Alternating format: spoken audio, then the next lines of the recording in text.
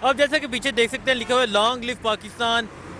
ترکی، long لیو پاکستان ترکی brotherhood, اور عمران خان اور ترکی کے صدر طیب اردگان کی پیچھے تصویر لگی ہوئی ہے، تو کیا سمجھتے ہیں کہ کیا جذبات ہیں؟ آج وہ یہاں موجود ہے، آج تقریباً 2 گھنٹے تک وہ یہاں پہنچ جائیں گے، تو کیا کہنا چاہتے ہیں؟ سر میرا تو دل کرتا ہے وہ آئیں تو میں ان کا منہ چوم لوں، کیونکہ وہ اسلام کا سپاہی ہے جی، وہ دین مصطفیٰ کا سپاہی ہے جی، وہ ہمارا ایک اچھا دوست ہے جی، ہمارا ایک اچھا بھائی ہے جی، وہ ہمارا بازو ہے جی انشاءاللہ تعالی۔ اب ہم بڑا استقبال کرے گی، آپ دیکھ کے حیران رہ جائیں گے جی۔ لوگ محبت رکھتے ہیں جی ترکی والوں سے، ترکی کے صدر سے، پہلے بھی آئے ہیں لوگ، لیکن جو یہ ترکی کا صدر ہے جی یہ زبردست ہے، اور یہ جناب قوم اس سے بڑی محبت کرتی ہے۔ نہیں تو کیا سمجھتے ہیں یہ ہمارے ملک کے لیے فائدہ ہوگا نہیں ہوگا ان کا یہ دورہ؟ سر یہ تو قوم عروج پہ جا رہی ہے،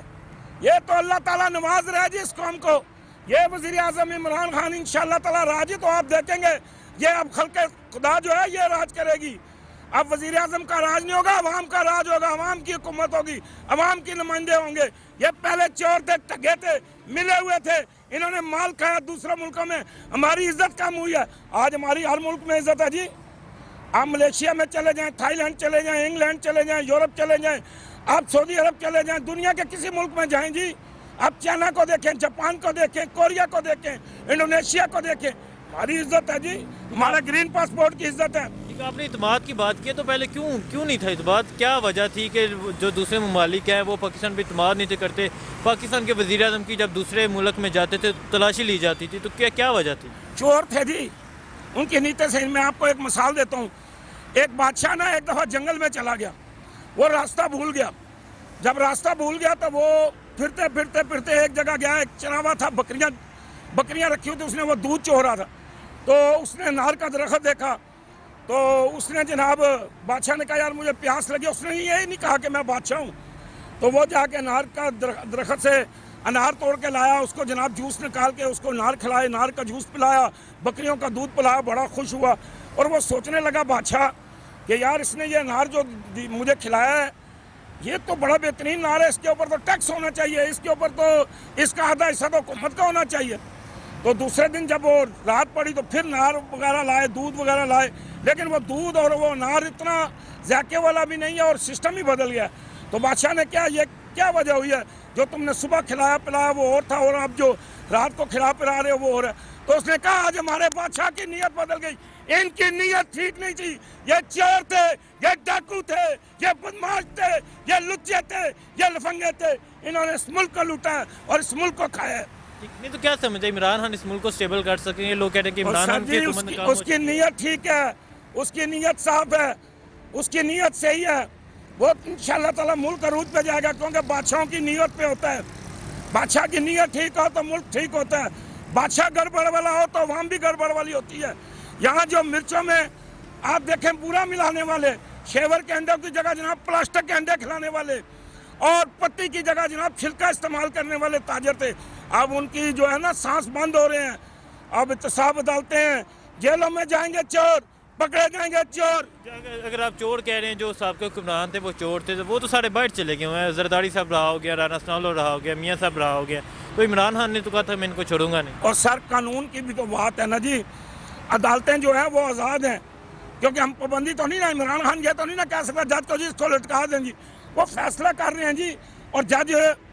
فیصلہ جو دے رہے ہیں ہم اس لیے احترام کر رہے ہیں کیونکہ اب قانون میں تبدیلی ہوگی، رد و بدل کروائیں گے۔ ٹھیک، اب 2 سال ہو گئے ہیں یہ چیز جو ہے کہ ہم چھوڑوں گا نہیں یا یہ ہوگا وہ ہوگا، احتساب کی بات، تو کیا لگتا ہے اب خان صاحب 2 سال پیچھے، اگر جو 5واں سال ہوتا ہے وہ الیکشن کا سال ہوتا ہے، تو کیا لگتا ہے خان صاحب اس ملک کو سٹیبل کر سکیں گے؟ سر یہ جو ایک دفعہ ہو گیا نا قانون بن گیا، آئندہ کے بعد کوئی وزیر اعظم چوری نہیں کرے گا، کوئی بیوروکریٹ افسر اپنی جائیداد نہیں بنائے گا۔ بیوروکریٹوں نے اتنی جائیدادیں بنائی ہوئی ہیں، حرام کھا کھا کے، سور کھا کھا کے، خنزیر کھا کھا کے حرام کی دولت گٹی کی ہوئی ہے۔ ابھی بھی وہی بیوروکریٹس نہیں بیٹھے ہوئے ہیں، لیکن انشاءاللہ تعالیٰ ڈر ہے، ایک خوف ہے۔ دیکھیں نا ایک 80 لاکھ روپے تنخواہ لینے والا یا 80,000 روپے تنخواہ لینے والا، ایک 5,000 روپیہ یا 8,000 روپیہ جو مزدوری کماتا ہے مہینے کا، اس سے رشوت لے رہا ہے، تو یہ ظلم نہیں ہے؟ یہ ظلم ختم ہوگا انشاءاللہ تعالیٰ۔ عمران خان اصل میں عمران خان کے ساتھ فل اکثریت نہیں ہے،